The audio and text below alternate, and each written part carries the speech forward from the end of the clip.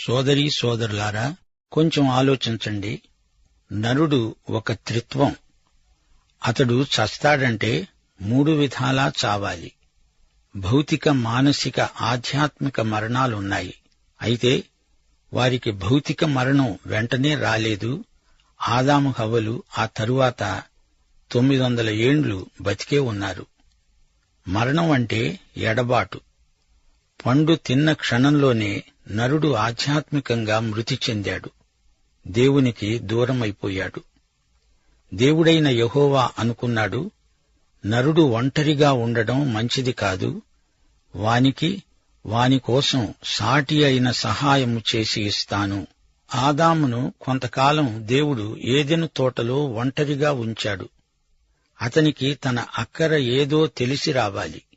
అతనికి సాటిగా, అతనితో ఉండడానికి మరో వ్యక్తి కావాలి. నరునికి నారి కావాలి. ఇది అతని అక్కర.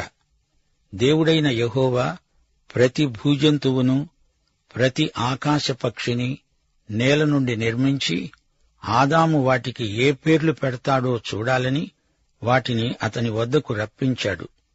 ఆదాము ఎంత గొప్ప భాషా పండితుడో! అతడో పెద్ద నిఘంటువు, విజ్ఞాన సర్వస్వం, మానవ భాషా పదాలకు మూలం. దేవుడు ఒక కుక్కను, ఏనుగును తెచ్చి ఎదట ఉంచి, అబ్బాయి, వీటికేం పేర్లు పెడతావోయ్ అంటే, తండ్రి, ఇది కుక్క, ఇది ఏనుగా అన్నాడు ఆదాము. ఆదామా, నీకు జేజేలు, పరీక్షలో నెగ్గావు. హవ్వ ఆదాముకు సాటి. వారి జీవితం ఒక మనోజ్ఞ కావ్యం. హవ్వాదామీయం. ఆదాము సహాయం హవ్వ. ఇద్దరి వ్యక్తిత్వాలు పరస్పర సంపూరకాలు. హవ్వ లేకపోతే ఆదాము సగమే. పురుషుడు ప్రశ్న, స్త్రీ జవాబు. అతడు లేక ఆమె లేదు, ఆమె లేక అతడు లేడు. ఇప్పుడు మనం ఆదికాండం 2వ అధ్యాయం 20వ వచనం వరకు వచ్చాము. జాగ్రత్తగా వినండి. స్త్రీ సృష్టి ఎలా జరిగిందో వాక్యము నుండి కొన్ని సత్యాలు మనము నేర్చుకోబోతున్నాము.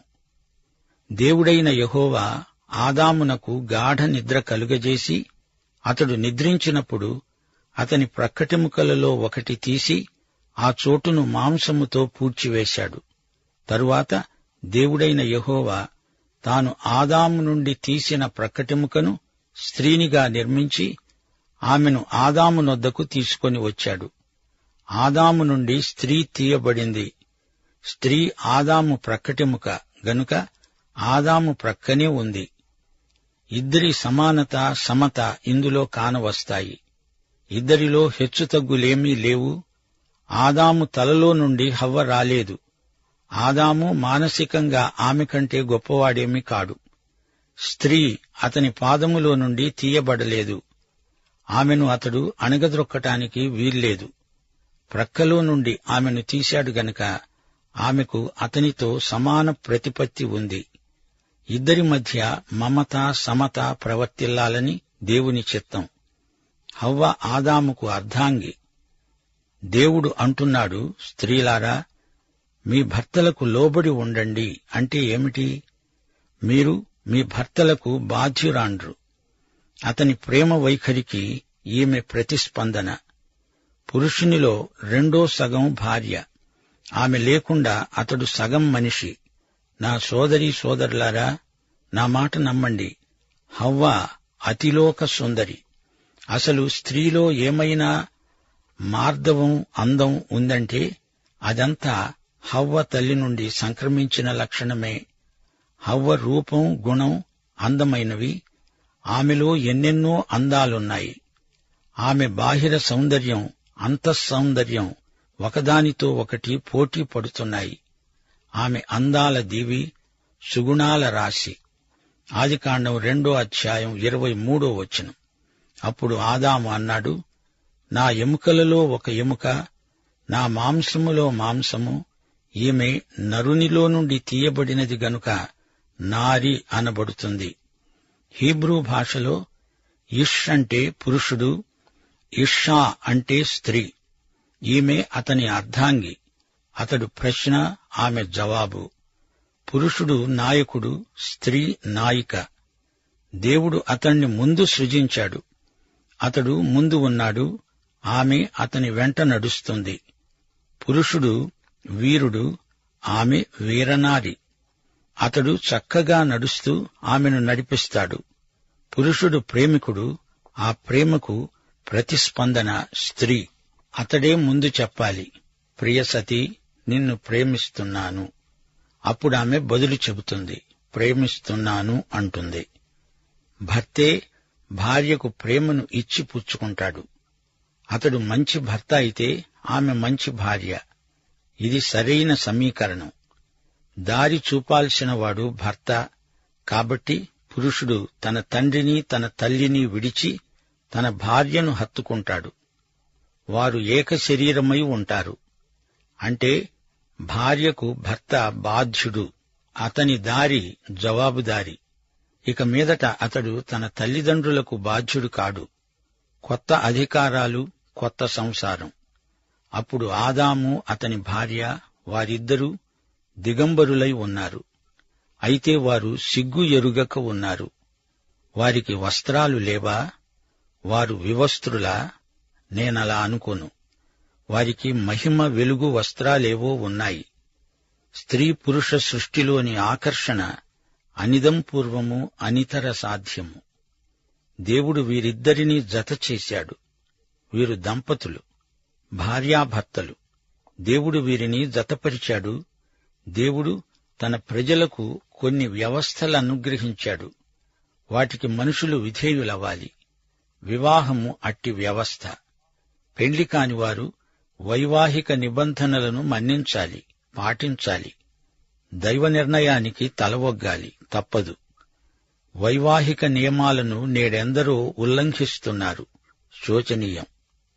కీర్తనలు 2:2 నేడు ఎందరో దంపతులు యుగళ గీతంగా పాడుతున్నారు. మనము వారి కట్లు తెంచి పారేద్దాము రండి, బంధాలను మన వద్ద నుండి పారవేద్దాం పట్టండి అని చెబుతున్నారు. వైవాహిక నియమాలు దేవుడు పెట్టినవి. అవి మాకు వద్దు అంటే మాకు దేవుడే వద్దు అంటున్నారని అర్థం. ఆదిమానవుణ్ణి దేవుడు నేరుగా సృజించాడు. కాని నారిని అలా కాదు, పరోక్షంగా నరునిలో నుండి తీశాడు. స్త్రీ పురుషులలో ఉన్న భేదాలు విభిన్నత్వంలో ఏకత్వం. ఆమె శృతి, అతడు లయ. ఆమె సంగీతం, అతడు సాహిత్యం. అతడు మాట, ఆమె పాట. ఆమెను అతని కోసం సృజించి కానుకగా ఇచ్చి కన్యాదానం చేశాడు దేవుడు. ప్రథమ దంపతులారా, మీ కలయిక మాకు శ్రావ్య సంగీతం. ఈ అధ్యాయంలోని అంశాలు ఎంతో ఆసక్తిదాయకమైనవి. మానవుని సృష్టి, అతనికి నివాసయోగ్యమైన భూమి, అతనిపై దేవుడు ఉంచిన గురుతరమైన బాధ్యత, అతనికి దేవుడిచ్చిన సాటి సహాయం, స్త్రీ సృష్టి. ఈ అంశాలు అతి ప్రాముఖ్యమైనవి. భార్యాభర్తల గుర్తింపు. భర్తలారా, మీ భార్యలను ప్రేమించండి అనే దైవాజ్ఞ. సోదరీ సోదరులారా, మన సృష్టికర్త దేవుడు. అందుచేత మన అనుదిన జీవితంలో మనం దేవునికి బాధ్యులం. ఆయనకు లెక్క అప్పచెప్పాలి. ఈ అధ్యాయంలో మనం దేవునికి మానవునికి మధ్య ఉండవలసిన పరస్పర సంబంధాన్ని చూచాము. మానవుడు తన సృష్టికర్తను ఆరాధించాలి, దేవునికి సేవ చెయ్యాలి, దేవుని పట్ల ప్రభుభక్తిని చూపాలి. మానవుడు తనకు దేవుడిచ్చిన అధికారాన్ని దుర్వినియోగం చేయకూడదు. సామాజిక జీవితమందు ప్రభువును సర్వదా మహిమపరచాలి. ఇదే ఈ అధ్యాయమంతటిలో సందేశం. సరే, ఇప్పుడు 3వ అధ్యాయానికి వస్తున్నాము. ఈ అధ్యాయంలో సర్పం కనిపిస్తాడు. ఇతడు దేవుని వాక్యాన్ని ధిక్కరిస్తాడు. ఆదాము హవ్వలు సర్పవాక్కు నమ్మి పాడైపోయారు. మానవుని భవిష్యత్తును గురించి దేవుడు రూపొందించిన ప్రణాళిక, విమోచన సత్య సిద్ధాంత దర్శనం, ఇవన్నీ ఈ అధ్యాయంలో పొందుపరచబడినవి. ఆదికాండం 1-2 అధ్యాయాలలో నరుడు అమాయకుడు. అంతా పరిపూర్ణ దశలో ఉంది. దేవునికి మానవునికి మధ్య మంచి సహవాసం ఉంది. అయితే 3వ అధ్యాయంలో అపశృతి వచ్చింది. ఇక చూడండి, 4వ అధ్యాయం మొదలుకొని 11వ అధ్యాయం వరకు మానవత ఎలా చెడిపోయిందో కన్నులకు కట్టినట్లు కానవస్తుంది. అసూయ, కోపం, హత్య, అబద్ధం, దుర్మార్గం, అవినీతి, తిరుగుబాటు, తీర్పు అడుగడుగునా కానవస్తాయి. ఈ దుర్గుణాలన్నీ ఎక్కడి నుండి వచ్చాయంటారు? వీటికి ఉత్పత్తి స్థానమేది? ఈ పాపానికి అంకురం ఎక్కడ మొదలైంది? దీనికి జవాబు ఆదికాండం 3వ అధ్యాయంలో మీకు లభిస్తుంది. ఈ 3వ అధ్యాయం మానవ చరిత్రలోని నాటకీయమైన దుష్పరిణామానికి ఆరంభం. ఇదే ఉత్పత్తి. 6000 సంవత్సరాల క్రిందట జరిగిన సంఘటనల వల్ల వచ్చిన విపరిణామమే నేటి లోక పరిస్థితి. సైతాను మానవతకు దేవునికి బద్ధశత్రువు. దేవుని కృప నుండి సైతాను కబంధహస్తాలలో పడిపోయాడు మనిషి. మానవుడు దేవుని వద్ద నుండి పారిపోవటానికి ప్రయత్నం చేస్తున్నాడు. పాపము చేసిన మానవుని పట్ల దేవుని వైఖరి ఏదో ఈ అధ్యాయం మనకు చూపుతుంది. అపరాధ భావనతో మానవుడు కుమిలి కునారిల్లిపోతూ తన దిగంబరత్వాన్ని అంజూరపు ఆకులతో కప్పుకోవాలని చూస్తున్నాడు. పాపి అయిన మానవునికి దేవుడు చూపిన కృపా సదుపాయం అమోఘమైనది. ప్రవచన రేఖ ఇక్కడ మొదలై లేఖనమంతటా ప్రసరిస్తుంది.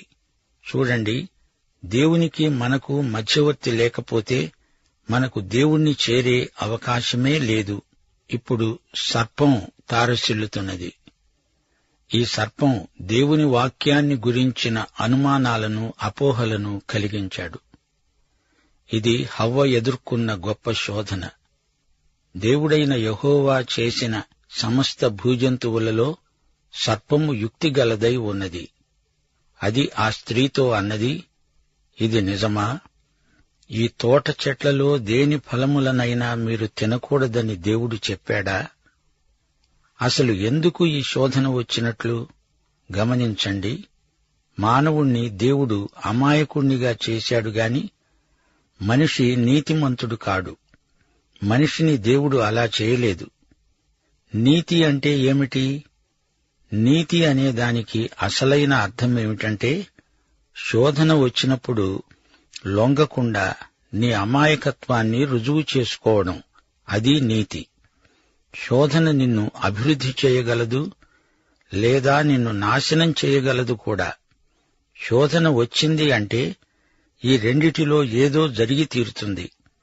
ఏదెను తోటలో ఉన్నంత మాత్రాన ఆదాము హవ్వలకు శోధనలు రాకుండా పోవు. శోధనలు విశ్వాస పరీక్షలు. మానవుడు బాధ్యత గలవాడు. అతడు తన దేవుణ్ణి మహిమపరచాలి, దేవునికి విధేయత చూపాలి, దేవుణ్ణి సేవించాలి, దేవుని ప్రభుత్వానికి లోబడి జీవించాలి. మానవుని సృష్టికర్త దేవుడు. మానవుడు తనను తాను సృజించుకోలేడు. దేవుడు నిష్కర్షగా చెప్పాడు, నీవు ఆ పండు తినే రోజున చస్తావు. తోటలో ఇదొక్కటే గాదు, ఇంకా అనేక వృక్షాలున్నాయి. ఏ చెట్టు పండైనా తినగలడు. ఈ చెట్టు ఒక్కటే ఉంటే అది శోధన ఎలా అవుతుంది?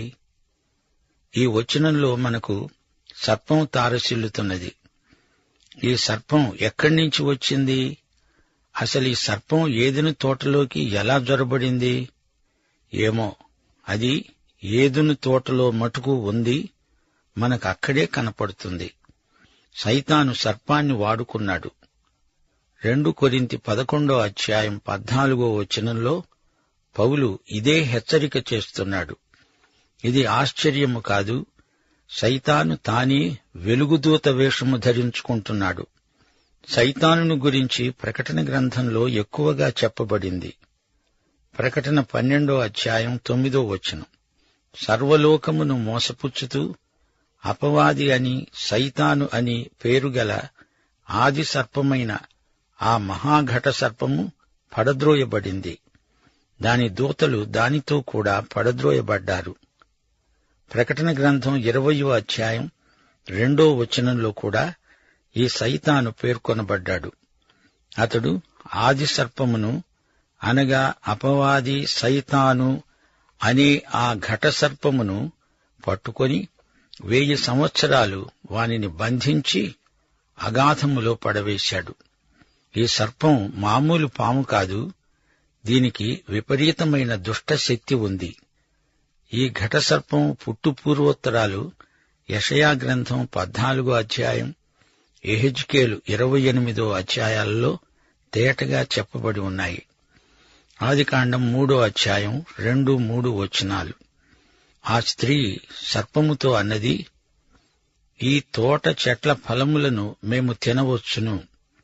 అయితే తోట మధ్య ఉన్న చెట్టు ఫలములను గూర్చి దేవుడు మీరు చావకుండునట్లు వాటిని తినకూడదని, వాటిని ముట్టకూడదని చెప్పాడు. ఈ సర్పం అసలెందుకు స్త్రీ దగ్గరికి వచ్చింది? పురుషుని దగ్గరికి ఎందుకు వెళ్లలేదు? దేవుడు ఆదామును సృజించినప్పుడే చెప్పాడు, ఈ ఒక్క చెట్టు ఫలాలు తప్ప ఈ తోటలో ఏ చెట్టు పండ్లైనా తినవచ్చు. ఈ సమాచారం హవ్వ ఆదాము ద్వారా మాత్రమే విన్నది. అందుచేత సర్పం హవ్వ దగ్గరికే వెళ్లడం జరిగింది. స్త్రీ మనస్సు స్వతహాగా మెత్తనిది, సున్నితమైనది. కొత్తది ఏదో తెలుసుకుందామనే ఆసక్తి స్త్రీకి సహజంగా ఉంటుంది. ఈ రోజున కూడా తప్పుడు సిద్ధాంతాలను సులభంగా నమ్మేది మొట్టమొదట స్త్రీలే. అట్టి సిద్ధాంతాల విమత శాఖల్లో నాయకురాండ్లు స్త్రీలే. సైతాను ఉపాయశాలి. అతడు అడిగిన ప్రశ్న హవ్వ మనస్సులో దేవుని వాక్కు మీద అనుమానం పుట్టించింది. ఇది నిజమా? దేవుడు చెప్పాడా? ఆమె అన్నది, ఏ పండ్లైనా తినవచ్చుగాని ఈ ఫలాని చెట్టు పండ్లు తినకూడదు, దానిని ముట్టకూడదు. ఈమె దేవుడు చెప్పని మాట ఒకటి చేర్చింది. దానిని ముట్టకూడదు అని దేవుడు చెప్పలేదు. సందేశం ముగిస్తాను. సోదరుడా, సోదరి, జాగ్రత్త. దేవుని వాక్యమును గురించి సైతాను చెప్పే అబద్ధాలు వినవద్దు, నమ్మవద్దు. ప్రార్థన చేసుకుందాం.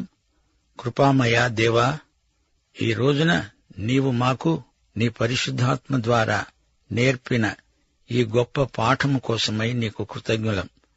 సైతానీయమైన దుష్టశక్తులు మమ్ములను ఆవరించి ఉన్నాయి. నీ వాక్యం మీద అనుమానాలు పుట్టించడానికి సైతాను కల్లబొల్లి మాటలు మాకు చెబుతాడు.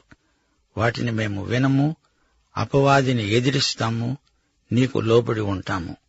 మాకు సహాయము దయచేయమని యేసు నామమున ప్రార్థన చేస్తున్నాము తండ్రి. ఆమేన్.